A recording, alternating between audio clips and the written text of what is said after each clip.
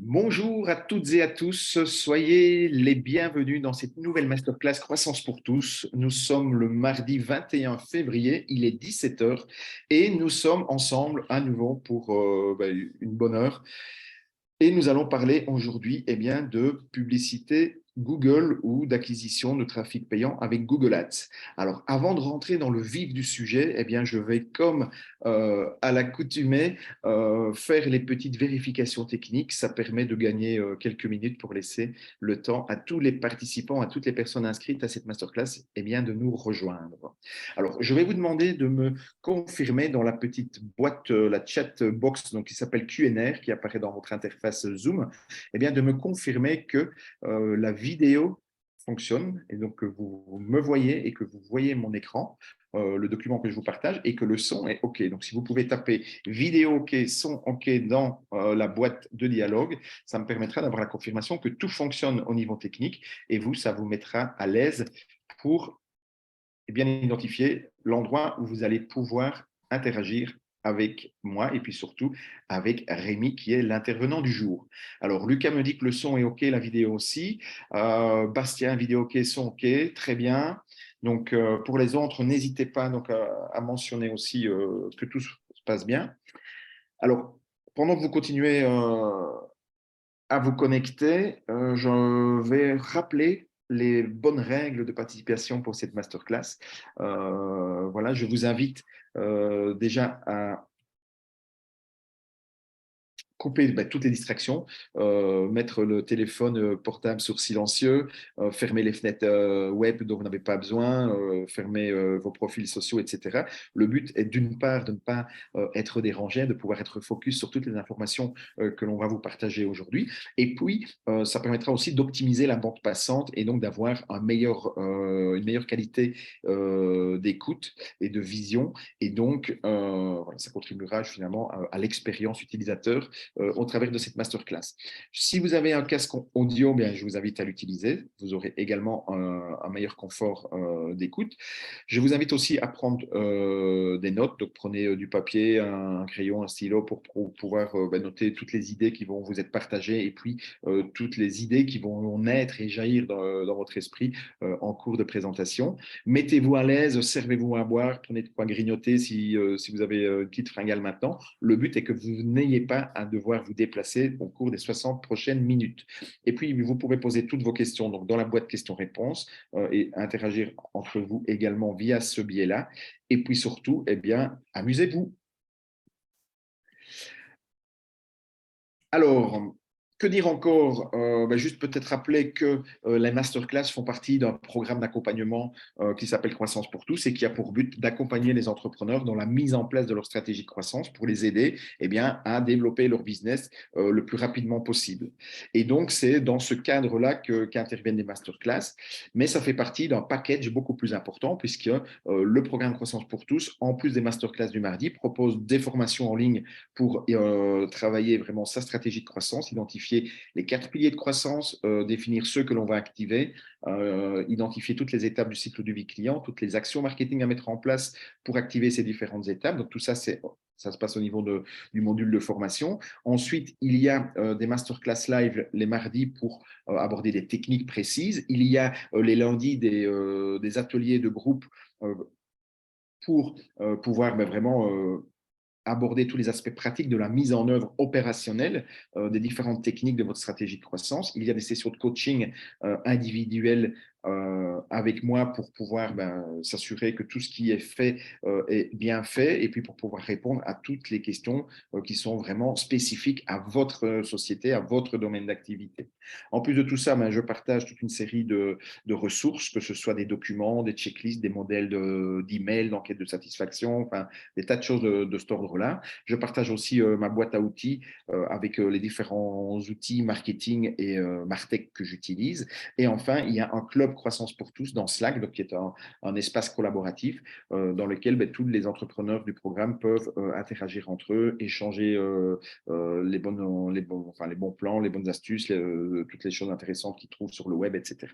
Voilà, je ne vais pas m'appesantir là-dessus, je l'ai fait suffisamment lors des prochaines masterclass. Si vous êtes intéressé par cela, sachez que j'ai donné hier un webinaire de présentation détaillée de ce programme et on est en cours de recrutement pour démarrer le nouveau cycle à partir du mois de mars. Donc, si vous êtes intéressé par ça, surtout n'hésitez pas, envoyez-moi un petit mail à l'adresse laurent@croissancepourtous.com et on planifiera un petit call ensemble pour que je puisse répondre à vos questions et puis voir dans quelle mesure Croissance pour tous est la bonne réponse à votre besoin. Voilà, ça nous a permis bien de patienter ou de faire d'attendre 5 minutes. Hein, il est 17h05, on va pouvoir rentrer dans le vif du sujet et démarrer cette masterclass. Pour cela, j'ai le plaisir d'accueillir Rémi Audemars, qui est spécialiste de la publicité Google, publicitaire ou référencement payant dans Google, et qui va nous montrer comment créer sa première campagne Google Ads pour attirer des clients. Et je pense que ça, c'est une problématique d'acquisition de trafic et d'acquisition de clients, et c'est une des problématiques les plus, je ne vais pas dire les plus complexes, mais en tout cas les plus importantes dans la mise en place. Récurrente. Voilà, Rémi, exactement, la plus récurrente, et c'est quelque chose d'indispensable. Dans le premier pilier, pour ceux qui ont déjà la vision du modèle que je partage dans Croissance pour tous, le premier pilier, c'est l'acquisition, et la première étape de ce premier pilier, c'est la génération de trafic. Et effectivement, le référencement payant ou le trafic payant, c'est un incontournable dans sa stratégie d'acquisition de trafic pour différentes raisons, et je ne vais pas rentrer dans le vif du sujet, c'est toi qui vas avoir le plaisir d'expliquer tout ça. Donc, je vais te donner la parole, Rémi, te donner le partage d'écran. Tu peux prendre la main sur le partage d'écran pour nous partager ta présentation. Pendant que tu fais ça, moi, je rappelle donc à tous les participants que vous pouvez poser vos questions au fur et à mesure qu'elles vous viennent. Vous les posez dans la boîte questions-réponses, donc qui s'appelle Q&R. Et moi, je vais relayer vos questions au fur et à mesure en cours de route à Rémi. Et puis, en fin de présentation, je reprendrai aussi les questions qui n'auraient pas encore été traitées et on les abordera toutes. Le but, c'est que vous ne quittiez pas cette masterclass sans avoir eu la réponse à toutes vos questions. Il n'y a pas de questions inutiles, stupides, sottes, peu importe. Seules les réponses peuvent l'être. Donc, Rémi, fais attention. Voilà. Ceci dit, je te cède la parole. Merci beaucoup, Laurent, pour toutes ces informations et puis pour cette introduction. Est-ce que tu peux juste me confirmer que tu vois bien mon écran et que du coup, tout le monde voit bien mon partage d'écran? Ça fonctionne. Tu es en mode plein écran. C'est parfait. C'est parfait. Merci beaucoup, Laurent. Donc, effectivement, bonjour, rebonjour à toutes et à tous. L'objectif de cette masterclass, comme Laurent l'a dit, c'est de comprendre comment créer sa première campagne Google Ads. On va voir quelques chiffres clés, on va mettre un peu de contexte, on va voir quel est l'intérêt, on va voir à quel moment effectivement s'inscrit la création d'une campagne sur Google Ads. D'ailleurs, on ne parlera pas forcément que Google, même si ça reste le moteur de recherche le plus utilisé au Luxembourg, en France également. Donc voilà un petit peu sur ce qu'on va aborder ensemble. Je vous propose peut-être que je me présente pour débuter. Donc moi, je m'appelle Rémi Audemars, je suis coach Google pour le programme Google Atelier Numérique. Google Atelier Numérique, c'est un programme de formation qui est sans frais, accessible à tout le monde et qui est basé en France. C'est une branche de Google, tout simplement, qui fait de la formation à destination principalement des TPE, des PME, des personnes en recherche d'emploi et puis des étudiants. C'est globalement ces personnes-là que l'on va aller former. Donc, c'est, on va dire, un niveau débutant intermédiaire sur toutes les thématiques qui touchent de près ou de loin au marketing numérique. Et puis, donc, à côté de ce job à temps plein que j'exerce pour Google, j'ai mon statut auto-entrepreneur avec lequel je gère notamment des campagnes Google Ads. Et puis, j'ai eu l'occasion aussi pas mal dans le cadre d'expériences précédentes, notamment lorsque j'étais en agence. J'avais un peu plus de 30 000, 40 000 euros de budget annuel à gérer pour plusieurs TPE, PME. Donc, j'ai pu pas mal m'exercer sur cet outil, d'où la thématique que l'on va aborder aujourd'hui. Les objectifs à la fin de cette heure, on aura un temps de questions-réponses, comme l'a dit Laurent. Donc, surtout, c'est pareil, je vous regarde de côté, c'est simplement que j'ai le deuxième écran qui me permet de voir au fur et à mesure vos questions. Donc, surtout, dès que vous avez une question, dès que vous ne comprenez pas une explication, que vous n'avez pas compris une diapo ou autre, vous n'hésitez pas à me poser la question. Je me ferai un plaisir d'y répondre. L'objectif, encore une fois, c'est que vous repartiez avec un maximum d'informations d'ici la fin du webinaire. Et deuxième point, n'hésitez pas aussi à faire des captures d'écran. Laurent vous disait tout à l'heure de prendre des notes. Effectivement, n'hésitez surtout pas à prendre des notes. Vous pouvez aussi faire des captures d'écran s'il y a des diapos, des chiffres clés qui vous intéressent, pour lesquels vous souhaitez aller un petit peu plus loin. N'hésitez pas. C'est pour ça qu'on met à disposition aussi ce support de présentation. Donc, les 3 objectifs à atteindre d'ici la fin de l'heure. Déjà, comprendre en quoi Google Ads, ça va être un incontournable dans le cadre de votre stratégie de marketing digital. Le deuxième, découvrir les différents formats publicitaires qui existent au sein de la plateforme Google Ads. On va détailler aussi ce que c'est Google Ads, mais pour faire simple, c'est la régie publicitaire de Google qui va englober tout un tas de formats publicitaires. Et enfin, on va voir un des objectifs, ce sera de savoir comment lancer une campagne Google Ads. Et surtout, je vais axer sur les différents formats puisque c'est des choses qui évoluent pas mal. Et on va voir que désormais, vous avez une interface un peu simplifiée par défaut. Donc, on va voir comment faire aussi une campagne un petit peu plus poussée et qui potentiellement vous donnera de meilleurs résultats. Voilà les 7 thématiques, en tout cas les 7 parties que l'on va aborder ensemble au cours de cette heure. Donc, un peu de contexte, en fait, ça va être des chiffres clés. Pareil, sur la partie pourquoi Google Ads, on va voir en termes d'usage la proportion des gens qui utilisent Google Ads, quelques chiffres clés, pourquoi ça peut vous apporter de la visibilité, pourquoi ça peut être intéressant dans le cadre de votre stratégie. Ensuite, on verra globalement les bases de la publicité en ligne. Donc là, c'est valable à la fois sur le SEA, donc Search Engine Advertising, mais aussi sur la publicité de manière globale et aussi sur les autres moteurs de recherche, que ce soit Bing, Yahoo. Il n'y a pas forcément que Google qui est utilisé, même si c'est le moteur de recherche bien souvent qui a la plus grande part de marché. Ensuite, on prendra un temps pour voir les différents formats de publicité sur Google Ads. Si on a le temps, on fera une rapide découverte de l'outil. On verra 3 astuces que je vous partagerai pour avoir une campagne qui fonctionne bien. Et enfin, comme toute action de marketing, on verra quels sont les indicateurs et qu'est-ce qu'on peut mettre en place pour à la fois mesurer son retour sur les dépenses publicitaires, donc sur ROAS, Return on Ad Spend. Et on verra aussi un petit peu comment optimiser une campagne lorsqu'on commence à avoir les premiers résultats. Et enfin, on aura un temps de questions-réponses qui est prévu à la fin. Encore une fois, pour les questions, je le répète, mais n'hésitez pas à poser vos questions au fur et à mesure. Au moins, ça vous évite d'oublier la question ou de ne pas oser la poser à la fin de l'atelier. Du coup, on va débuter tranquillement. Première partie, un peu de contexte, un peu de chiffres clés. Si vraiment on dézoome au maximum, on va prendre très large, on va simplement se poser la question de la part des luxembourgeois qui ont un accès à Internet. 98%.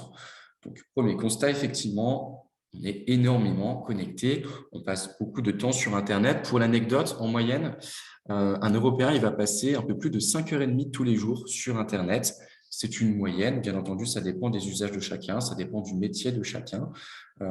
Si je prends ma grand-mère, elle n'a pas Internet, donc elle va faire baisser cette moyenne. Et puis au contraire, moi qui travaille beaucoup derrière un écran et beaucoup avec Internet, je vais avoir tendance à faire augmenter cette moyenne. Mais globalement, les usages d'Internet sont largement présents et on y passe de plus en plus de temps. Un autre chiffre clé, celui-là, il est simplement pour vous sensibiliser au fait que le numérique ne s'oppose pas avec le physique. C'est souvent une remarque qu'on peut avoir de la part de commerçants, comme quoi le numérique vient faire la concurrence à un commerce physique. Eh bien non, pas du tout. Les deux se servent mutuellement.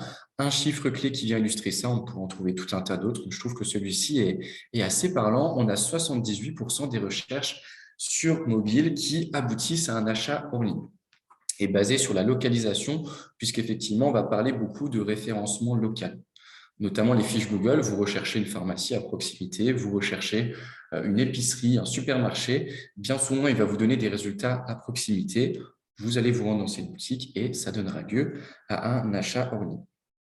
Donc, par exemple, au travers de la publicité sur Google Ads, je peux générer des achats dans ma boutique, même si je n'ai pas de site internet. Ça peut être intéressant de faire aussi une campagne Google Ads avec juste une fiche d'établissement pour générer des ventes dans ma boutique physique.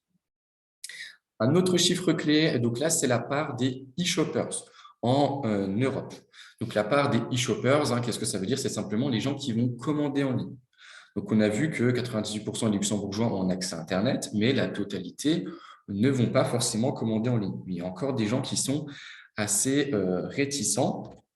C'est quand même en constante augmentation. Là, vous voyez, on a l'historique depuis 2017. Ça, ce sont des stats je n'ai pas remis la source, mais ce sont les mêmes que celle-ci. C'est Eurostat qui nous met à disposition ces différentes informations et qui nous dit qu'effectivement, la part des e-shoppers est en constante augmentation avec une hausse un peu plus forte entre 2019-2020, bien entendu, qui est due avec les crises sanitaires notamment, qui a un petit peu démocratisé ces usages, le développement du click and collect notamment.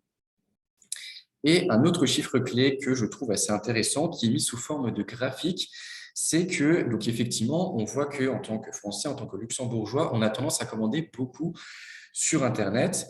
Par contre, là, on était côté consommateur. Maintenant, si on se positionne côté entreprise, en particulier les entreprises qui ont au moins 10 employés, je vais mettre le pointeur laser, ce sera peut-être plus clair pour vous, donc qui ont au moins 10 employés et qui font un minimum de 1% de leur chiffre d'affaires grâce à leur site Internet, grâce aux ventes en ligne, eh bien, on voit qu'au Luxembourg, on est un petit peu en retard.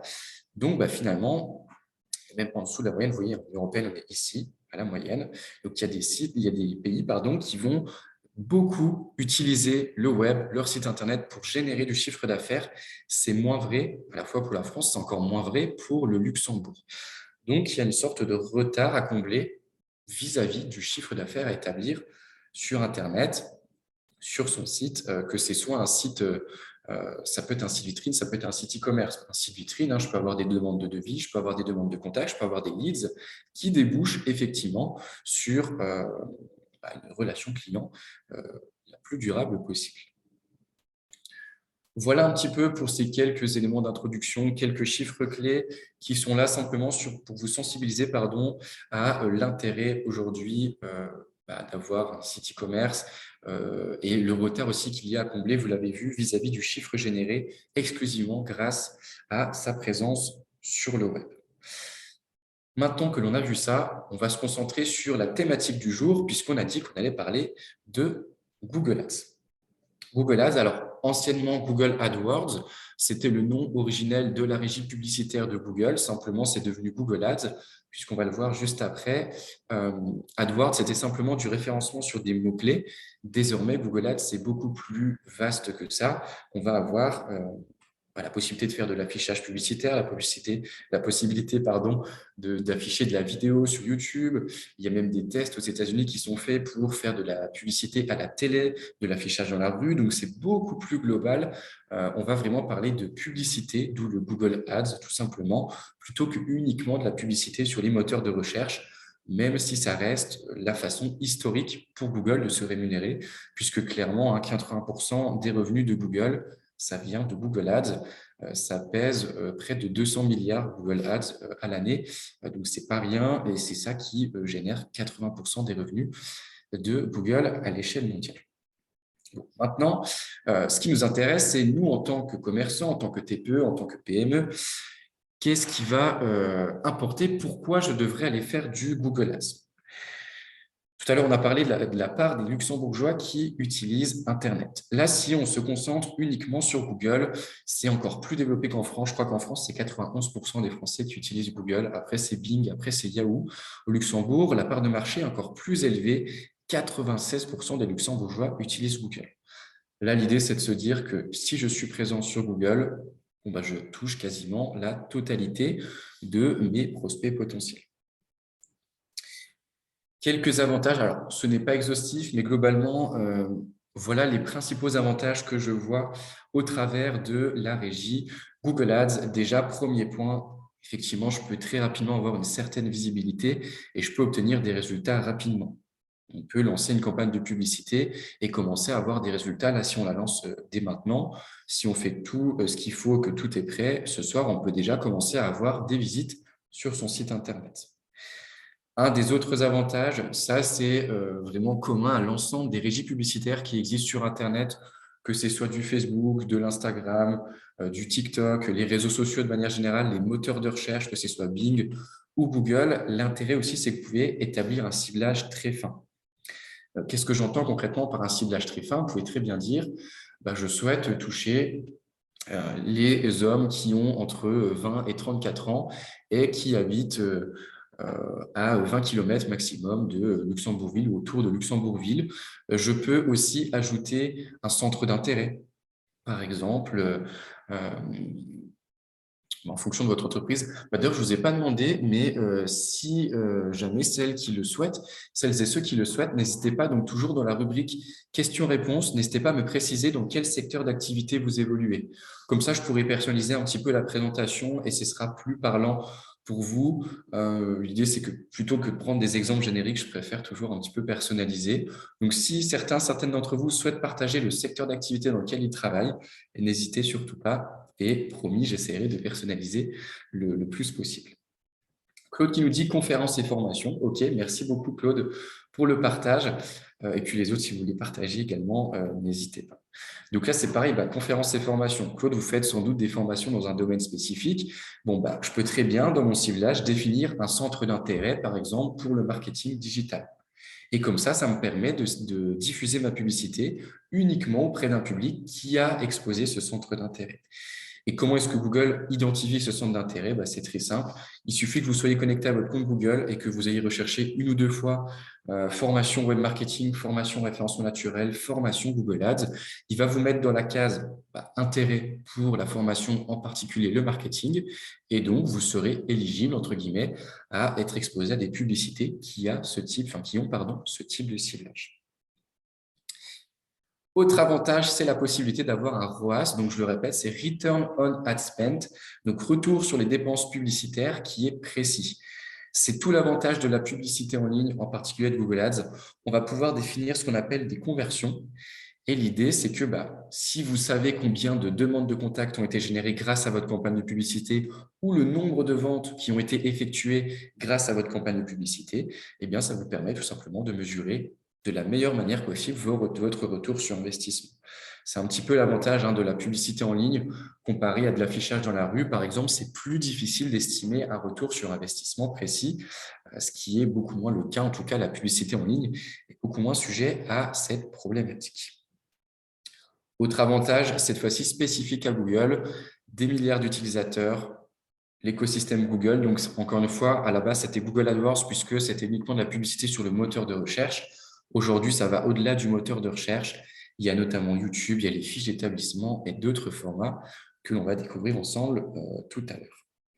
Et enfin, encore une fois, ça s'adresse à toute typologie d'établissement, que vous soyez une petite structure ou une structure un peu plus conséquente, que vous ayez uniquement un point de vente physique, que vous ayez uniquement un site e-commerce, que vous ayez les deux ou juste un site vitrine.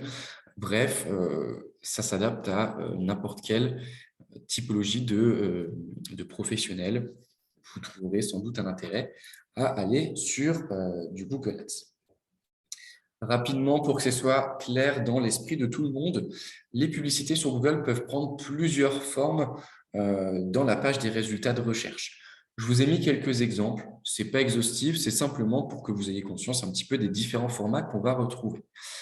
Donc, de toute façon, dans tous les cas, dès l'instant qu'il y a de la publicité, c'est obligatoirement mentionné par la mention annonce ou ad si votre navigateur il est en anglais. Donc c'est une obligation légale. Quand une publicité est diffusée, elle doit être identifiée comme telle. Je ne dois pas lui donner la même forme que du référencement naturel, sinon ça tromperait un petit peu l'internaute. Donc je peux avoir, si c'est du référencement local, je peux avoir ce type de fiches qui sont issues de vos fiches d'établissement. Si c'est spécifique à du shopping, c'est la rubrique shopping qui va diffuser directement les résultats les plus pertinents selon votre requête. Et puis, sinon, j'aurai cette forme un petit peu plus classique. Désormais, je peux même enrichir avec des images. Ça, c'est plutôt récent comme fonctionnalité. Donc, si vous avez une campagne qui est en cours ou si vous souhaitez lancer une nouvelle campagne, ça fait partie des petites astuces qui vous permettent de vous différencier de la concurrence. C'est la possibilité d'intégrer une image. Donc, tout de suite, ça attire beaucoup plus le regard lorsque j'ai une image comme ça sur le côté qui vient s'ajouter.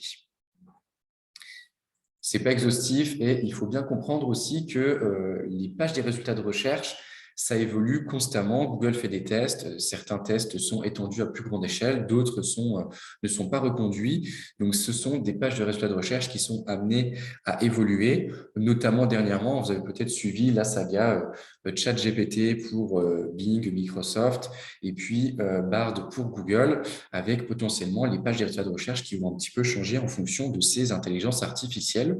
Donc, ça va peut-être aussi impacter Google Ads par la suite. Et en termes de tests, un ordre d'idée, mais juste en termes de référencement naturel, il faut savoir que Google, il va faire en moyenne entre 3 et 5 000 mises à jour par an, donc plusieurs mises à jour par jour, juste pour les algorithmes de référencement naturel. Encore une fois, ça peut être des tests à une échelle très petite, d'autres des tests bien souvent qui ne vont pas être étendus à une grande échelle ou à l'échelle mondiale, mais le moteur de recherche, que ce soit encore une fois Google, Bing, Yahoo, n'importe quel moteur de recherche, Yandex en Russie, Beidou en Chine, c'est constamment mis à jour en fonction des recherches. En moyenne, sur un moteur de recherche, sachez qu'il y a 15% de requêtes qui sont inédites tous les jours. Donc, tous les jours, 15% des requêtes n'ont jamais été faites auparavant. Bon, ça, c'était pour l'anecdote. Je m'éloigne un petit peu du sujet. Revenons sur la thématique de la publicité en ligne. Avant de vous montrer l'outil, j'aimerais revenir sur les bases de la publicité en ligne, puisque bien souvent, une des erreurs que je rencontre souvent, les gens vont directement lancer leur campagne de publicité sans réfléchir un petit peu à toute la stratégie qu'il peut y avoir en amont, et puis sans comprendre aussi comment fonctionne l'outil qu'ils utilisent en particulier. Sur Google Ads en particulier, on a l'idée reçue que c'est celui qui paye le plus cher qui sera systématiquement affiché en premier. Eh bien, ce n'est pas vrai. En fait, ça dépend de deux critères. Le classement de votre publicité, il va dépendre effectivement du niveau d'enchère que vous êtes prêt à payer. Donc, souvent, c'est au coût par clic. Est-ce que je suis prêt à dépenser 1 euro, 1,50 € pour obtenir un clic? Et en plus, il va dépendre aussi du niveau de qualité de votre annonce. Donc, on parle aussi de qualité pour une publicité. Et du coup, au lieu d'être dans un schéma, on va dire, classique, ou en tout cas au tout début de Google AdWords, Google AdWords, ça existe, c'est écrit en 2000. Donc, ça, c'était le système initial qui posait un certain nombre de problèmes, notamment le fait que c'était systématiquement les plus gros budgets et pas forcément les sites les plus intéressants qui apparaissaient en premier lieu. Toute mission de moteur de recherche, c'est de communiquer l'information la plus pertinente, enfin, fournir l'information utile et gratuitement à toutes et tous. Bon, là, le fait de faire passer en premier ceux qui dépensaient le plus de budget, ça nuisait un petit peu à cette mission des moteurs de recherche. Donc, il y a ce système qui a été mis en place avec l'AdRank. L'AdRank, c'est tout simplement c'est des critères de qualité qui vont déterminer de la pertinence d'une publicité. Donc, typiquement, je vais devoir respecter un certain format de publicité. Par exemple, si je fais une publicité dans le réseau de recherche, je vais devoir mettre 15 titres, 4 descriptions. Il va falloir que j'ai des mots-clés qui sont en lien avec le ciblage que j'ai eu. Il faut aussi que ces mots-clés se retrouvent sur ma page de destination. Il faut que ma page charge rapidement, il faut que ma page soit compatible mobile. C'est tout un ensemble comme ça de critères qui vont être agrégés, qui vont être pondérés, qui vont avoir une importance plus ou moins forte et qui vont définir une position, un classement dans les résultats de recherche. Donc là, dans cet exemple, ce premier annonceur a l'enchère la plus élevée, mais il a un score qui est que de 10. Donc 4 fois 10, ça fait 40. Ici, ça fait 3 fois 40. Donc, c'est lui qui va passer devant ce premier annonceur et même devant 2 fois 25, qui sera à 50. Donc, lui, il arrivera en seconde position. Donc, encore une fois, ce n'est pas systématiquement l'enchère la plus haute qui va remporter l'affichage dans les résultats de recherche. Il faut savoir aussi que sur Google Ads, vous aurez en début de page, donc en haut de page, vous aurez maximum 4 résultats payants. Au-delà, Google estime que ça nuit trop à l'expérience de l'internaute. Donc, on retrouvera des résultats publicitaires soit en bas de page, soit sur les pages suivantes. Mais en haut de page, il n'y aura jamais plus de 4 résultats publicitaires, en tout cas pour le réseau de recherche. Donc, si on détaille un petit peu ce que je vous disais, parce que là, vous êtes en train de vous dire, il est gentil, Rémi nous dit que notre publicité doit être pertinente. Qu'est-ce qu'on entend par pertinence de la publicité?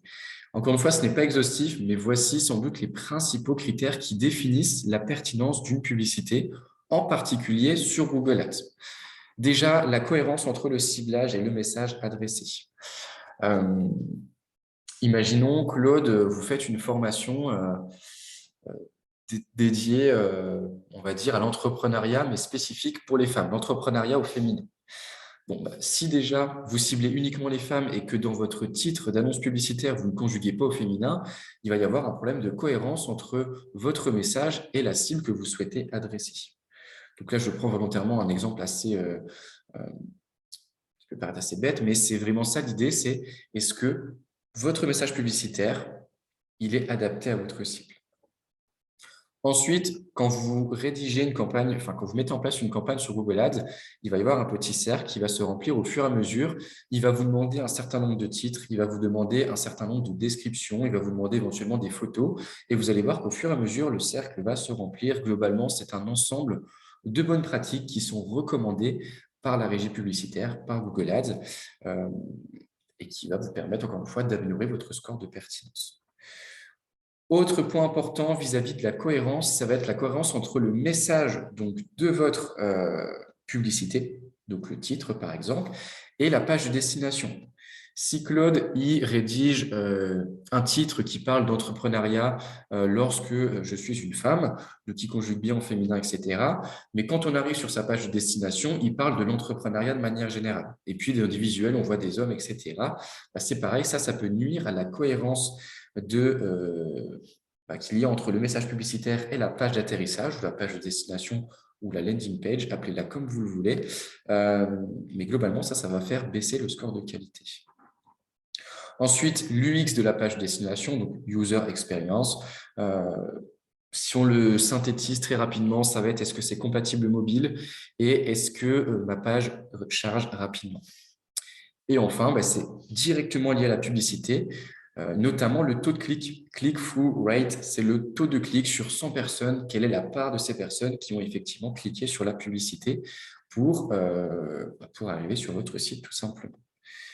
Et puis, il y a d'autres critères, notamment le temps passé sur la page de destination, le taux de complétion de la page. Par exemple, si beaucoup de gens cliquent sur la publicité, mais que peu lisent entièrement la page de destination, ça peut faire baisser aussi votre score de qualité. Si au contraire, à chaque fois vous avez des clics et systématiquement les gens vont jusqu'en bas de la page, donc un taux de complétion, un taux de scroll qui est de 100%, eh bien ça au contraire, ça va augmenter votre score de pertinence. Donc le but, c'est qu'il faut donner envie de lire l'entièreté de votre page. Souvent aussi, comme je vous le disais, on a tendance à de lancer directement une campagne de publicité sans réfléchir à l'objectif que l'on souhaite atteindre en amont. Donc pour moi, il va y avoir 3 grands objectifs quand on fait une campagne de publicité. Soit je cherche à faire de la notoriété, donc je cherche à me faire connaître, je lance une nouvelle entreprise, je veux que ma marque soit un petit peu plus connue. Soit je veux faire de la considération, c'est-à-dire que, imaginons… je suis Claude, je vends de la formation marketing digital. Alors, ce n'est peut-être pas du tout le cas, Claude, si jamais vous souhaitez me préciser votre secteur d'activité. Mais imaginons, je fais de la formation dans le secteur du marketing digital. Eh bien, je peux me positionner sur les personnes qui recherchent explicitement de la formation marketing digital. À ce moment-là, pour moi, on sera plutôt en phase de considération ou des gens qui cherchent juste formation marketing digital. Et puis, ceux qui recherchent… formation marketing digital en alternance Luxembourg. Là, pour moi, je suis plutôt dans une phase de conversion. On va parler d'intention de recherche aussi, où là, la requête de l'internaute est déjà beaucoup plus qualifiée. Et en fonction de votre objectif, on va choisir une typologie de campagne. Donc, on va détailler juste après chaque typologie de campagne. Mais pour la notoriété, on peut faire du display, on peut faire du YouTube. Ensuite, pour la considération, on peut faire du Search Ads, du Performance Max ou de l'applicatif. Donc, on diffuse soit sur iOS, soit sur Android, puisque c'est les deux systèmes d'exploitation les plus répandus. Et puis, si c'est de la conversion shopping, c'est vrai que dans mon exemple tout à l'heure, c'était des baskets pour femmes. Bon, bah, clairement, celui ou celle qui recherche des baskets pour femmes, il y a de fortes chances qu'il souhaite effectivement rechercher des baskets pour femmes. Je prends peut-être un autre exemple pour appuyer sur la phase de considération, puisque souvent, ça reste assez flou pour les personnes. Euh, Imaginons, dans tous les cas, je vends par exemple des iPhones. Si je fais de la notoriété, je pourrais faire un article de blog, quel est le meilleur téléphone, quel est le meilleur smartphone en 2023. Donc là, c'est assez général comme recherche. Si je commence à avoir iPhone 14 versus Samsung S23 ou n'importe quel modèle, là, je suis dans une phase de considération. J'hésite entre deux modèles. Et si je mets code promo iPhone 14 pas cher, achat iPhone 14, pour moi, on sera plutôt sur la phase de conversion. Et donc, on va adapter la typologie de campagne qu'il y a derrière pour répondre au mieux à la requête de l'internaute. Au niveau de la structure d'une campagne sur Google Ads, globalement, ça va se présenter comme ça. Je vais avoir un compte qui est tout simplement un compte Google. Je vous recommande d'ailleurs d'utiliser un compte Google euh, Pro et même, pourquoi pas aussi, de créer un compte Google générique, par exemple, pour le marketing. Parce que si vous êtes plusieurs ou si c'est, je sais pas, quelqu'un qui s'occupe de la communication chez vous, qui crée la campagne Google et qui change d'entreprise par la suite, c'est assez compliqué souvent de récupérer les accès. Ou alors, vous le créez vous-même et ensuite, vous déléguez des accès. Vous déléguez un accès administrateur, par exemple, à un prestataire ou à quelqu'un qui va gérer cette campagne qui est en interne. Donc, un compte, je peux avoir une ou plusieurs campagnes. Dans cet exemple, il y a une campagne, mais je peux très bien avoir 15 campagnes différentes. Peut-être que Claude y forme dans 5 secteurs différents. À ce moment-là, je vais avoir une campagne par secteur. Et au sein de cette campagne, je peux avoir différents groupes d'annonces. Par exemple, si Claude il fait de la formation sur l'entrepreneuriat, il peut parler de l'entrepreneuriat de manière générale. Donc, il va faire un groupe d'annonces sur la formation liée à l'entrepreneuriat. Il pourrait faire un groupe d'annonces uniquement pour l'entrepreneuriat lorsque je suis une femme. Il pourrait avoir un groupe d'annonces uniquement pour les personnes qui souhaitent euh, lancer un commerce physique. Enfin, je peux vraiment scinder de plein de manières différentes et c'est même une bonne pratique souvent d'agir en stylo comme ça sur une campagne Google Ads pour vraiment répondre au plus proche de la requête de l'internaute. Puisque une des erreurs aussi qu'on rencontre souvent dans le cadre de campagnes publicitaires, c'est que les gens, en fait, ils vont avoir une campagne générique qui va à la fois chercher à faire de la notoriété, de la considération, de la conversion, et puis ils vont avoir un seul groupe d'annonces, une seule annonce qui renvoie vers la page d'accueil. Donc ça, c'est pas assez qualifié. Il faut comprendre qu'en tant qu'internaute, on est assez feignant et que quand je recherche spécifiquement une formation, j'ai envie que quand je clique sur un résultat de recherche, quand j'arrive sur un site en particulier, eh bien que ça me parle le plus possible et que j'ai tout de suite l'information que je recherchais. Et donc, enfin, pour terminer au niveau de la structure, donc je peux avoir plusieurs groupes d'annonces et au sein de ces groupes d'annonces, je peux avoir plusieurs annonces. Donc là, souvent, on va parler d'A/B testing. L'idée, c'est simplement de passer le même message publicitaire, mais d'une manière différente. Donc, je vais juste changer un titre, un visuel. Souvent, je fais varier qu'une seule composante de mon annonce pour voir si ce titre en particulier amène plus de trafic ou si cette image, par exemple, elle va me donner un peu plus de visibilité. Là, au niveau de la structure, donc là, voilà. Un autre exemple, donc j'ai dit que je personnaliserais, je l'ai fait en fonction de Claude. J'avais préparé un exemple générique. Par exemple, je suis un restaurant. Mon objectif, c'est d'avoir des réservations au travers d'un appel. Et je prends ta question juste après, Lucas. Donc, je peux faire des annonces déjeuner parce que j'ai peut-être un menu, du midi, par exemple. Et je peux aussi avoir un menu uniquement, enfin une carte pour le soir. Menu du jour, le midi, j'ai peut-être une promo sur les pizzas. Enfin bref, je vous ai mis plein d'exemples vis-à-vis de tout ça. Donc, Lucas qui nous demande une campagne doit correspondre à un objectif, par exemple un groupe d'annonces objectif de considération et un groupe d'annonces objectif de conversion. On pourrait même, moi je le mettrais même plus au niveau de la campagne. Pour moi, une campagne égale un objectif. Après, dans la pratique, les deux peuvent se faire. mais pour avoir vu pas mal de comptes Google Ads et notamment, enfin, quand je suis arrivé chez Google, j'ai été formé par une personne qui gère plusieurs millions d'euros de budget. Il m'expliquait qu'en fait, quand quand on compartimente par campagne, ça permet de mieux cibler et ça permet aussi, enfin, les algorithmes qui vont apprendre forcément du comportement des internautes, il va être plus performant que si je fais une seule campagne avec beaucoup de groupes d'annonces.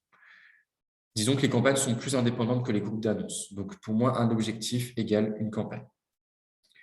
Lucas, donc je me permets de le tutoyer parce que je connais un petit peu Lucas. N'hésite pas à me dire si j'ai bien répondu à ta question, enfin si ça répond à ta question, ou si ce n'est pas le cas, n'hésite pas à me reformuler ta question.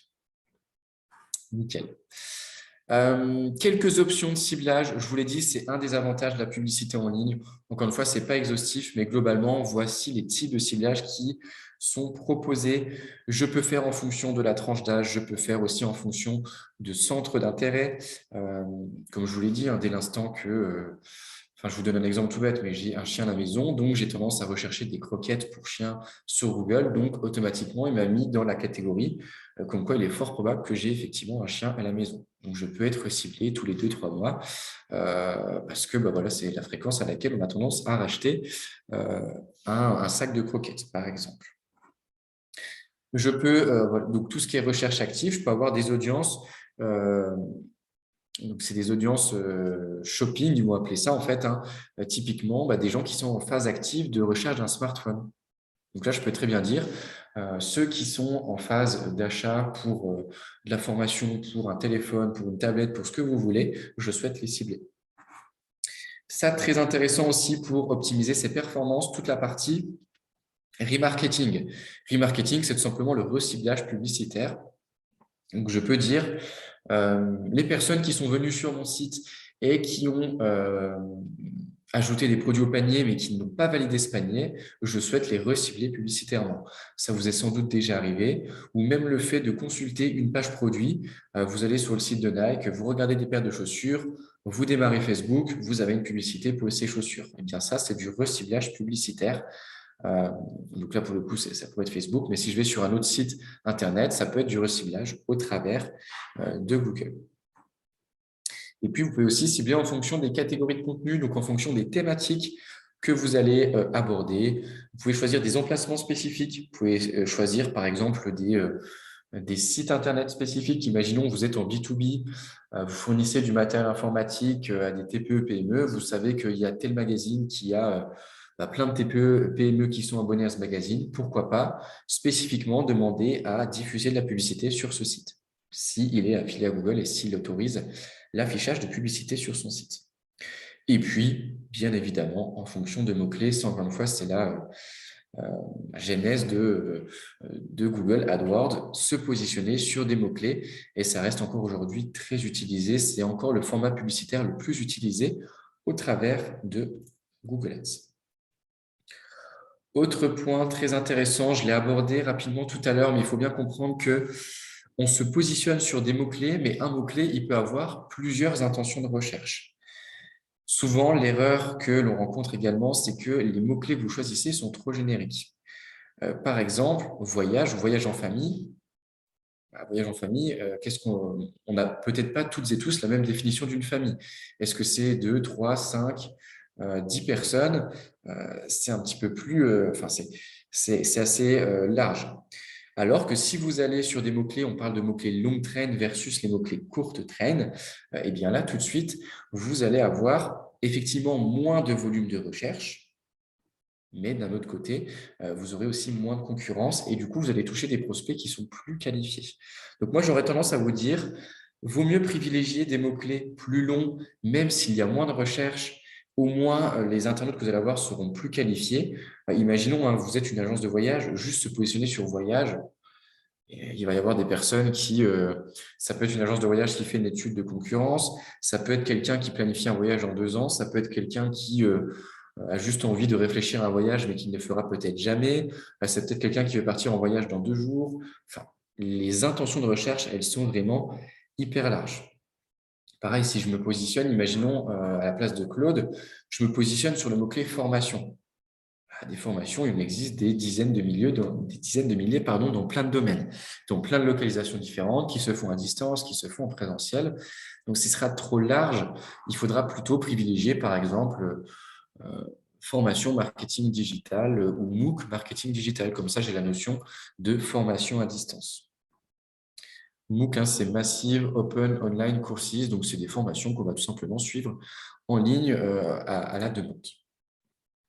Et puis, donc ça, je vous l'ai donné à l'oral tout à l'heure, mais il faut aussi comprendre que, en fonction de votre objectif, le client il sera dans une certaine phase du fameux entonnoir de conversion que vous devez voir dans plein d'ateliers, mais ça, c'est hyper important. Est-ce que l'internaute, au travers de son mot-clé, il est en phase de découverte? Est-ce qu'il est en phase de considération ou est-ce qu'il est en phase de décision? Et l'idée, encore une fois, c'est que je n'aurai pas la même typologie de publicité derrière et je n'aurai pas le même discours derrière. Encore une fois, souvent l'erreur, c'est que les gens vont avoir une publicité pour répondre à l'ensemble de ce parcours client. Sauf qu'encore une fois, la personne qui recherche quel est le meilleur téléphone, il n'est pas du tout dans la même phase du parcours client, il n'est pas du tout au même endroit dans l'entonnoir de conversion que la personne qui recherche iPhone 14 pas cher, par exemple. Donc ça, très important aussi. Je me répète, mais je vous recommande de faire des captures d'écran aussi pour les points clés de cette présentation. Je vois qu'il est déjà 46, je vais accélérer un petit peu. Une des problématiques récurrentes aussi, c'est je suis convaincu qu'il faut faire du Google Ads, mais quel budget je dois investir? Bon, pas facile de répondre à cette question. Il y a une méthode que je vais vous expliquer qui me semble assez intéressante. Souvent, en fait, on part du budget et puis on voit ce que ça donne. On réfléchit en fait dès le début au budget qu'on souhaite investir. Il y a une logique un peu différente que je trouve assez pertinente, c'est de partir d'un objectif de chiffre d'affaires. Donc là, j'ai fait un exemple lambda. Je veux faire un chiffre d'affaires de 1 000 euros. Okay, je vais, dans un deuxième temps, définir le nombre de ventes qu'il me faut pour atteindre ce chiffre d'affaires de 1 000 euros. Donc là, j'ai pris des chiffres simples. Je veux faire 1 000 euros de chiffre d'affaires. Mes prestations, elles coûtent 100 euros en moyenne. Donc là, c'est mon panier moyen, hein. Peut-être que Claude, il a des formations plus ou moins chères. Donc, l'idée, c'est de faire un panier moyen de combien ça me rapporte de vendre une formation. Je prends mon panier moyen, je prends mon objectif de chiffre d'affaires, je le divise par mon panier moyen et j'ai le nombre de ventes à effectuer. Troisième étape, je prends mon nombre de ventes à effectuer et je vais le diviser par un taux de conversion. Ce taux de conversion, soit vous le connaissez puisque vous avez un Google Analytics qui est installé sur votre site et vous savez qu'en moyenne, sur 100 internautes, il y en a 3 qui vous contactent, auquel cas, c'est très bien. Sinon, donc là, c'est une moyenne. Encore une fois, c'est une moyenne, donc ça dépend énormément des secteurs d'activité. Mais en moyenne, un site Internet, il va avoir 3% de taux de conversion. Bien entendu, ça dépend encore une fois de la typologie du site. À Amazon, il sera bien au-delà d'un 3%. Par contre, je ne sais pas, une entreprise en B2B qui vend du matériel agricole qui vaut plusieurs centaines de milliers d'euros, il sera peut-être plutôt aux alentours de 0,5-1%.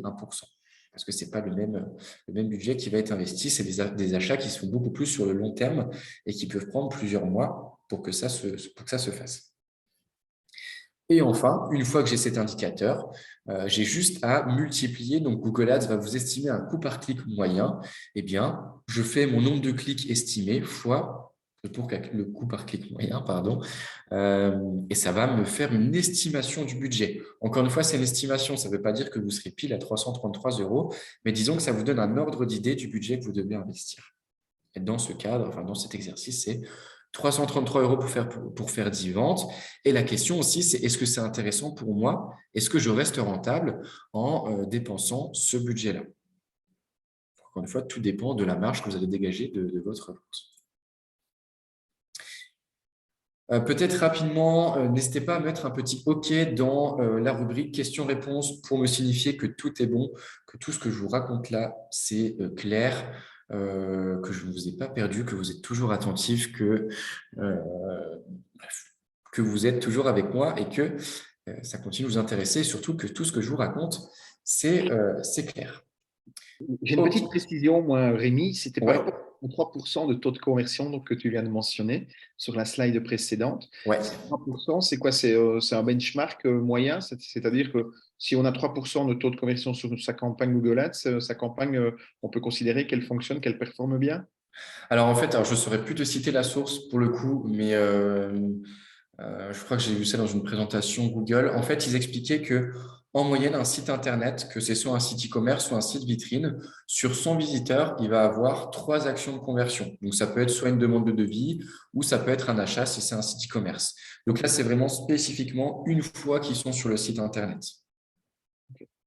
Oui, donc c'est un benchmark, c'est un taux de conversion moyen, quoi. C'est ça. Et donc, après, toujours faire attention, mais la moyenne, bah, c'est comme tout, hein, comme un salaire moyen. Bah, il y a des gens qui vont tirer la moyenne vers le haut et d'autres qui vont, au contraire, aller plutôt tirer vers le bas. Ok, je te remercie. Avec plaisir. Merci, Brendan, pour le retour. Oh non, on redémarrera plus tard. On va d'abord finir, finir la tenue ensemble. Je vous ai dit, on va détailler un petit peu les différents formats publicitaires. Étant donné l'heure, on n'ira pas forcément directement de l'outil, mais on va voir des captures d'écran qui va présenter ces différents types de campagnes. Sachez que par défaut, Google Ads va vous pousser sur des campagnes simplifiées, ce qu'ils appellent des campagnes intelligentes. Ces campagnes intelligentes, elles vont tout simplement simplifier l'interface. Ils appellent ça aussi le mode classique. Auparavant, en fait, par défaut, vous étiez sur le mode expert, c'est-à-dire que vous avez eu plus de possibilités vis-à-vis du ciblage, vis-à-vis de la rédaction des annonces. Aujourd'hui, c'est moins le cas, ou alors il faut descendre en fait tout en bas et vous aurez le bouton activer le mode expert, qui permettra d'avoir plus d'options de ciblage, notamment. Pourquoi ils ont fait ça? Parce qu'une des problématiques, c'était que la régie Google Ads n'était pas forcément abordable pour tout le monde. Donc, ils ont simplifié au travers des fameuses campagnes intelligentes. Et il y a surtout énormément d'intelligence artificielle qui va pour vous, en fait, déterminer quelle est la cible la plus adaptée. Vous lui donnez juste quel est votre objectif, votre site Internet, et puis globalement, quelques critères de ciblage. Ensuite, le réseau de recherche. Le format historique, comme je disais, anciennement Google AdWords. Bon, eh bien là, rien de révolutionnaire. Je choisis des mots-clés et j'affiche ma publicité lorsque ces mots-clés sont recherchés. On l'utilise, rappelez-vous, dans tout ce qui est notoriété, pourquoi pas, et puis la performance. Ensuite, le display. Donc, le display, c'est tout simplement de l'affichage au travers de l'image. Par exemple, un exemple sur le site de l'équipe, je vais pouvoir, tac, tac, tac, ok, attends, je pensais qu'il y avait une question, pouvoir diffuser de la publicité sur certains sites Internet. Je peux faire du reciblage publicitaire. Donc là, c'est soit pour la notoriété, pour faire connaître ma marque, soit c'est pour la performance. Pour moi, la performance, c'est vraiment lorsque c'est du reciblage publicitaire, une relance de panier abandonné, par exemple. Ou simplement une paire de chaussures que vous avez visionnées sur un site en particulier. Ensuite, la vidéo, c'est clairement sur YouTube, que ce soit le format classique ou YouTube Shorts. YouTube Shorts, hein, c'est l'équivalent de TikTok, on va dire, sur YouTube, qui est de plus en plus utilisé. Je n'ai pas les chiffres au Luxembourg. Je sais qu'en France, on n'est pas forcément hyper friand de Shorts, mais à l'échelle mondiale, c'est très utilisé, Shorts. Je crois même qu'ils ont dépassé TikTok en termes de nombre d'utilisateurs. Donc voilà, sachez que c'est une possibilité pour faire de la publicité au travers de la vidéo, soit sur YouTube, soit sur le YouTube Shorts. Et là, je peux faire de la notoriété, de la considération, de la performance. Tout dépend de la vidéo, bien évidemment, que vous allez diffuser. Ensuite, la campagne shopping. Là, clairement, intention d'achat, donc campagne de performance. Je vais mettre en avant un produit, un service directement. Claude qui nous demande, peux-tu dire plus sur l'affichage de sa pub sur d'autres sites? Alors oui, je reviens du coup, Claude, désolé, j'ai sûrement de voir la question. Non, si c'est bon, j'ai vu les 153. Donc Claude, soit vous donnez un… En fait, il y a deux possibilités. Soit vous dites, moi, je veux afficher mes publicités uniquement sur des sites qui parlent de marketing digital. Ça, c'est une première possibilité. Ou alors, vous pouvez carrément dire, je souhaite diffuser mes publicités uniquement sur ce site en particulier. Par exemple, je ne sais pas, blog du modérateur ou quelque chose en lien avec le marketing digital. Donc, soit une thématique, soit un site spécifiquement. Lucas qui nous demande, as-tu des ressources sur les formats et bonnes pratiques en termes de display, vidéo, etc. Alors oui, tac, tac, tac. Alors là, du coup, je suis sur mon PC perso, je n'ai pas forcément les raccourcis. Alors déjà, il y a Google Ads qui vous permet de simplifier la création. Alors, c'est très simplifié, mais ça permet de créer des vidéos directement sur la plateforme. Euh, Sinon, je vais montrer quelques sites. Pour tout ce qui est banque de ressources vidéo gratuites, il y a par exemple Mixkit qui va permettre d'avoir plein de vidéos qui sont libres de droit et qui sont réutilisables à des fins commerciales, à condition de vérifier euh, les droits d'usage qui sont alloués. Il y a plein d'outils d'intelligence artificielle aussi qui sont en train d'émerger, puisque c'est aussi un sujet qui revient à la mode, l'intelligence artificielle, mais l'idée, c'est juste comme un chat GPT, vous lui donnez une consigne et il va vous générer une vidéo. Donc, ce n'est pas forcément toujours optimal, mais ça permet de rapidement générer de la vidéo. Et au niveau du format, de toute façon, soit ça s'adapte, soit ça vous donne, enfin, ça vous dit que le format n'est pas bon et qu'il faut respecter tel format publicitaire. En fait, votre vidéo, elle peut prendre plusieurs formes, euh, mais ça, ce sera à vous de définir, soit vous mettez un format plutôt 16 neuvième, soit 9 16e pour l'affichage téléphone. Voilà, j'envoie une ressource. Tac, tac, tac. Laurent, est-ce que si je mets dans le fil de discussion, est-ce que les gens peuvent récupérer le… Non, mais je vais répondre directement à Lucas. Oui, tu le mets en réponse à Lucas. Ouais, Et, hop. Donc et là, tout le monde logiquement, pourra tout le le voir monde… et cliquer sur le lien et accéder à la ressource, en fait. OK, parfait. Donc là, normalement, on est bon. Ouais, j'ai fait saisir une réponse et pas répondre en direct. Et sinon, ouais, il y a plein d'autres outils. On pourra en reparler, Lucas, si tu veux, avec grand plaisir. Je reviens sur, on a parlé de la vidéo, le shopping, donc OK, intention de recherche spécifique. Au niveau des applications, donc soit iOS, soit Android, puisque ce sont les deux systèmes d'exploitation qui sont les plus populaires, en tout cas à l'échelle européenne. Globalement, ça se présente sous cette forme. Au même titre que le référencement payant sur un moteur de recherche, eh bien, vous serez mieux référencé à l'échelle de l'App Store ou du Play Store si vous êtes sur l'écosystème Android. Et enfin, ça, c'est la nouveauté, donc il y a déjà quelques mois, voire même quelques années, Performance Max. L'idée, c'est que Google, grâce aux algorithmes qui sont de plus en plus performants, grâce au développement de l'intelligence artificielle, vous lui donnez un petit peu vos objectifs et automatiquement, lui, il va cumuler l'ensemble des formats publicitaires qui existent et il va déterminer qu'est-ce qui est le plus pertinent d'après lui. Donc là, l'idée, c'est que c'est accessible depuis le mode expert. J'ai un peu plus de capacité de ciblage, mais ensuite, je confie un peu la gestion de ma campagne publicitaire aux algorithmes. Et ça permet effectivement de mixer l'ensemble des canaux qui sont disponibles, l'ensemble des formats publicitaires qui existent sur Google Ads. Et là, ça peut s'utiliser sur différents objectifs, que ce soit de la notoriété, de la considération, de la performance. J'ai une question par rapport à ça, Rémi. J'avais entendu Ouais. dire que la campagne Performance Max, en fait, était idéalement devait se faire après une campagne search classique, parce que sinon, il n'y avait pas suffisamment de data pour que l'algorithme puisse être performant. C'est vrai, c'est pas vrai? Qu'est-ce qu'il en est? Ouais, alors si, c'est vrai parce que en fait, vu que c'est énormément basé sur des algorithmes, un algorithme, il n'y a pas de secret, plus il a de données, plus il sera performant. Au contraire, moins j'ai de données, moins l'algorithme il sera performant. En tout cas, Performance Max, il faut bien se dire que, à mon sens, c'est plutôt réservé à des gens qui vont mettre minimum 30 euros par jour, parce que c'est ça qui va permettre d'avoir un minimum de données et qui va permettre d'avoir une campagne un minimum performant. Moi, personnellement, si je devais vous faire une recommandation pour un budget inférieur à 30 euros par jour, privilégier effectivement plutôt du search et une fois qu'il y a un certain nombre de données, pourquoi pas tester le Performance Max puisqu'il aura déjà des données exploitées et il va comprendre un petit peu quelle est votre cible et qui s'intéresse à votre site, à vos produits, vos services. Est-ce que ça répond à ta question, Laurent? Très bien, je te remercie. Alors, je suis désolé, j'ai oublié d'allumer la lumière. Peut-être que c'est en train de s'assombrir de plus en plus. Mais c'est pas grave, je vais rester avec vous. Tuk tuk. Découvert de l'outil. Alors, on prendra peut-être 5 minutes s'il y a des questions, mais globalement, voilà à quoi ça ressemble. Et c'est ça que je voulais vous montrer tout à l'heure. Donc, par défaut, vous aurez cette interface. Je vais remettre le pointeur laser. Si vous souhaitez avoir accès à plus d'options de ciblage, en fait, avoir le plus la main possible sur votre campagne, eh bien, vous allez venir cliquer ici. Vous voyez, activer le mode expert et vous allez arriver sur ces éléments-là qui va vous permettre de paramétrer un petit peu toute votre campagne publicitaire. sur Google Ads.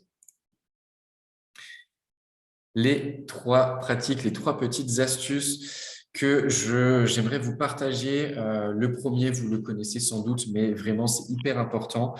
Fixer des objectifs et surtout fixer des objectifs qui sont SMART, spécifiques, mesurables, atteignables, réalistes et définis dans le temps. Avoir plus de prospects, ce n'est pas un bon objectif. Avoir 4 prospects d'ici la fin du 3e trimestre, ça, c'est déjà un objectif qui est un peu plus smart. Et ça, vraiment, c'est valable pour tout, même pour vous à titre perso. Dire « je vais me remettre à la course à pied », ce n'est pas un bon objectif. Par contre, dire que je souhaite courir un semi-marathon d'ici 2 mois, ça, c'est un objectif smart. Donc, faites de même pour votre campagne de publicité. Fixez-vous des objectifs et comme ça, vous serez beaucoup plus motivé à les atteindre. Et puis aussi, vous pourrez mesurer l'atteinte ou non de cet objectif. Parce que dire « je vais avoir plus de prospects », si vous avez 2 prospects, vous avez plus de prospects. Mais est-ce qu'on peut considérer que c'est une réussite ? Bien, ça, c'est à vous de le définir. Et c'est assez pertinent de le faire au travers d'un objectif SMART. Autre point, et ça, c'est sans doute l'erreur la plus courante sur Google Ads, c'est de ne pas mettre en place le suivi des conversions. Donc, en fait, vous aurez juste un nombre de vues et un nombre de clics, sauf que vous ne savez pas ce qui se passe après ces vues ou ces clics. Donc, concrètement, qu'est-ce que je fais de cette information? J'ai dépensé 300 €, j'ai eu 300 clics. Je déduis que j'ai eu, je ne sais pas, 20 prospects, mais je ne suis même pas sûr que ça vient de Google Ads. Donc, définissez vos conversions. Ça vous permet, encore une fois, d'avoir un retour sur investissement le plus précis possible et de savoir si votre campagne Google Ads est pertinente ou non. Et il se peut, Google Ads, ça ne fonctionne pas pour tous les secteurs d'activité, pour toutes les entreprises. Donc, parfois, il est peut-être plus judicieux de couper le budget sur Google Ads et de se concentrer sur d'autres canaux d'acquisition, puisque pour rappel, c'est un canal d'acquisition parmi d'autres. Google Ads, le suivi des conversions, c'est des choses qui se font plutôt au travers de Google Tag Manager, qui est un autre outil de Google qui permet de suivre des conversions sans utiliser de code. Je ne m'attarde pas dessus, c'est vraiment un outil à part entière. Et puis enfin, une méthode pour rédiger vos messages publicitaires, la méthode AIDA. Phase d'attention, intérêt, désir, action. J'ai mis un exemple lambda. Réduisez votre facture énergétique de 60%, donc j'attire l'attention. Faites installer une pompe à chaleur de votre entreprise. Intérêt, l'étude de faisabilité et le devis sont gratuits. Phase de désir, appelez-nous au numéro de téléphone qui vous concerne. Phase d'action, le call to action, bouton d'appel à l'action, comme vous préférez, qui arrive à la fin. Donc là, pareil, c'est toujours cette logique d'entonnoir où je l'amène au fur et à mesure à réaliser l'action de conversion que j'ai déterminée. Et enfin, pour conclure, et puis après, je prendrai vos différentes questions. Toute campagne de publicité, toute action marketing, j'ai envie de dire de manière générale, doit pouvoir être mesurée, analysée et optimisée. Ça, c'est vraiment dans le cadre de l'optimisation d'action marketing, c'est le process classique. Donc, je définis les indicateurs clés de performance, je les analyse et je vois ce que je peux optimiser. On peut toujours mieux faire. Quelques indicateurs clés de performance, ce n'est pas exhaustif, mais globalement, sur Google Ads, on va beaucoup regarder le coût par clic, le nombre d'impressions, le taux de clic, le coût par acquisition, le nombre de conversions, le taux de conversion dont on a parlé tout à l'heure.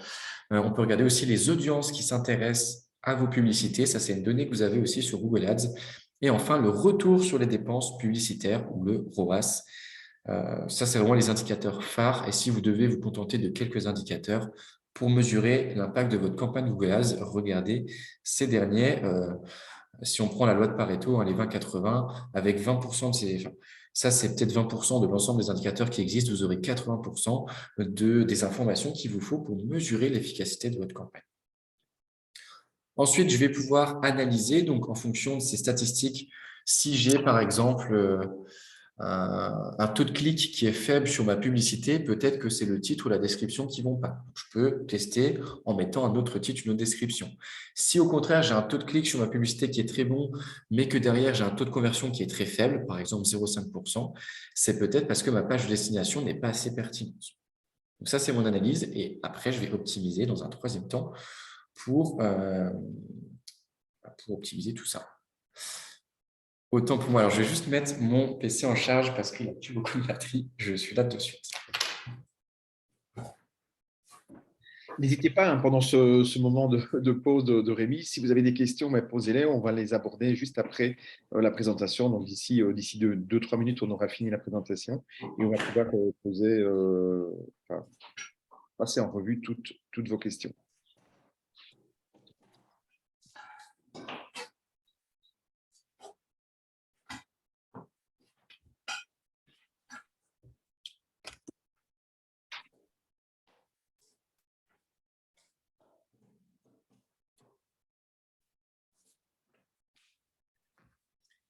Voilà, excusez-moi. C'est C'est du plus. live, c'est les aléas du direct, comme disent. Exactement. Donc, je reviens sur la phase d'analyse. Donc, il y a différents types d'analyse aussi. Il faut comprendre qu'on parle aussi, enfin, à la fois de quantitatif et de qualitatif. Euh, pour le quantitatif, vous avez Google Ads, vous avez Analytics, et qui va permettre effectivement de déduire, par exemple, de la qualité d'une page destination. Il y a d'autres outils aussi qui peuvent s'ajouter, par exemple Microsoft Clarity. Alors, c'est une solution parmi d'autres, hein. Mais l'idée, c'est que ça va vous permettre d'avoir des données un petit peu plus qualitatives.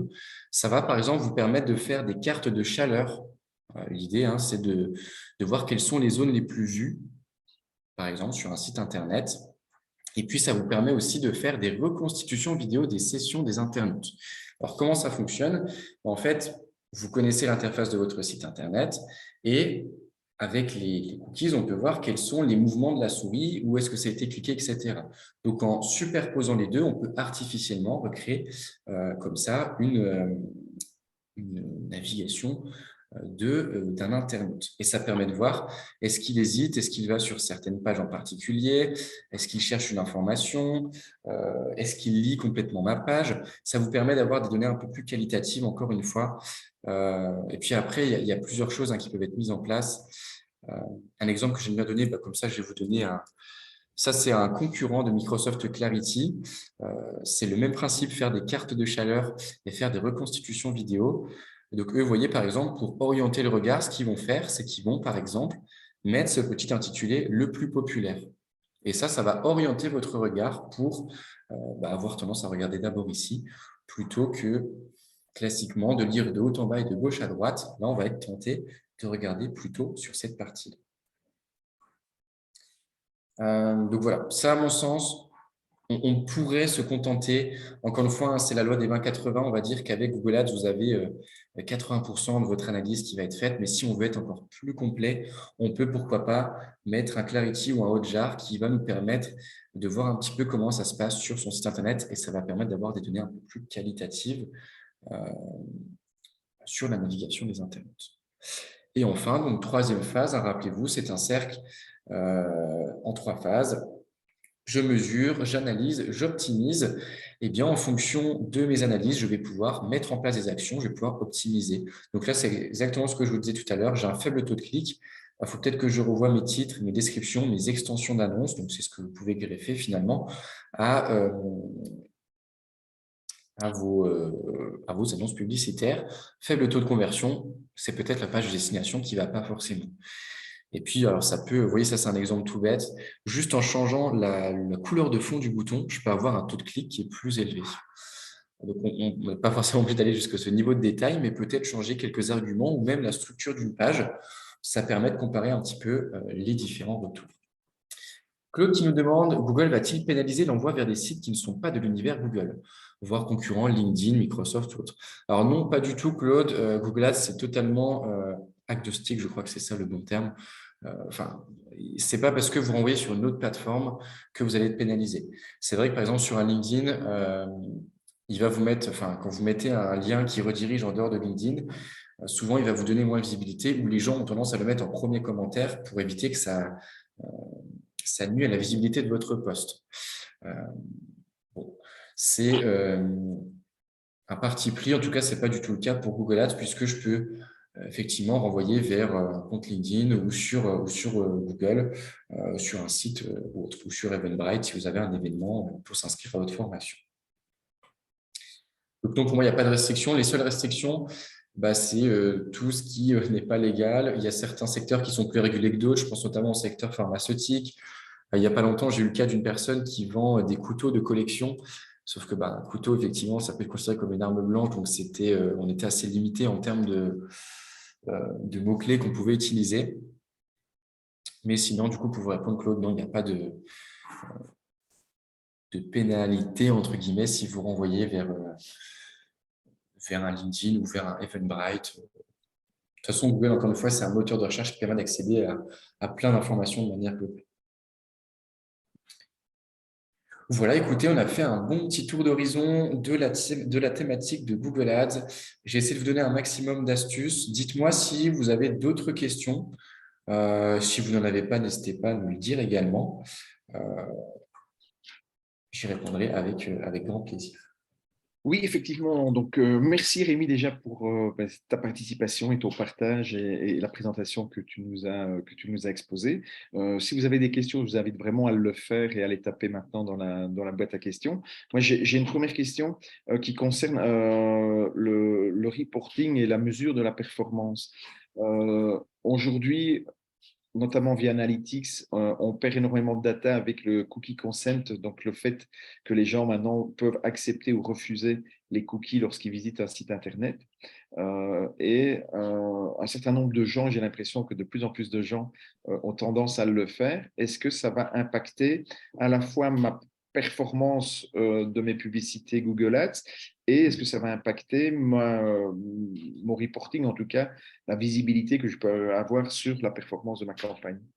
Ouais, très bonne question. Alors effectivement, ça peut impacter, et je répondrai à la question de Mandan juste après, du coup, ça peut impacter effectivement le nombre de conversions que tu auras identifiées. Parce qu'effectivement, un internaute qui se connecte à un site Internet et qui refuse les cookies, il va notamment refuser les cookies Google Ads et ça peut effectivement il se peut que cette conversion ne remonte pas. Après, il y a plein de modèles basés sur le machine learning et bien souvent, euh, via différentes technos, Google arrive à identifier que ça a converti ou non. Par exemple, via un compte Google, ça peut être si tu es connecté à un espace client, un site e-commerce, dès l'instant que tu es connecté à un espace client, même si tu refuses les cookies, la conversion va remonter. Donc, ça peut, pour te répondre, nuire un petit peu au suivi des conversions. Euh, pour moi, ça reste assez marginal. Je n'aurais pas de pourcentage de part à te donner sur à quel point ça peut nuire au suivi des conversions. Mais pour te répondre, effectivement, ça peut impacter. Je te remercie. Et Brendan, donc, la conversion, c'est simplement l'objectif ultime de votre site Internet. Si vous avez un site vitrine, ce sera soit une demande de devis, soit une demande de contact. Si c'est un site e-commerce, ce sera une vente. Si c'est un blog, ça peut être l'inscription à une newsletter. Ça peut vraiment l'action de conversion. Si je le compare, je ne sais pas, à un match de foot, l'action de conversion d'un match de foot, c'est de marquer des buts. Donc pour vous, c'est vraiment l'objectif ultime de votre business. Alors c'est vrai que sans la lumière, je fais un petit peu peur comme ça dans le noir. Je n'ai pas anticipé le fait que la nuit tombait assez vite. Il n'y a aucun problème. Je ne vois pas de nouvelles questions dans la boîte questions-réponses. Donc, je pense qu'on arrive tout doucement à la fin de cette masterclass. Je te remercie une fois encore, Rémi, d'avoir répondu présent et puis d'avoir partagé toute ton expertise avec les participants. Je vous donne rendez-vous mardi prochain, donc tous les mardis à 17h. Vous le savez maintenant, il y a une masterclass Croissance pour tous et à chaque fois avec une thématique différente. La semaine prochaine, nous recevrons donc Yann Benamou de la société d'Ellipse et on verra avec lui comment on peut tirer profit d'une autre solution Google qui s'appelle Google Business Profile, donc finalement qui est un outil qui peut vous permettre de booster votre visibilité, notamment du trafic local. Et c'est dans certains cas, notamment quand on est dans une stratégie de type Web to Store, que l'on souhaite faire venir les gens dans son point de vente, dans son magasin, son restaurant, son hôtel, etc. C'est vraiment un incontournable dans sa stratégie d'acquisition de trafic. Donc tout ça, ce sera mardi prochain à 17h avec Yann Benamou. Pour le reste, je vous souhaite une belle fin de journée et je vous dis à très bientôt. Au revoir.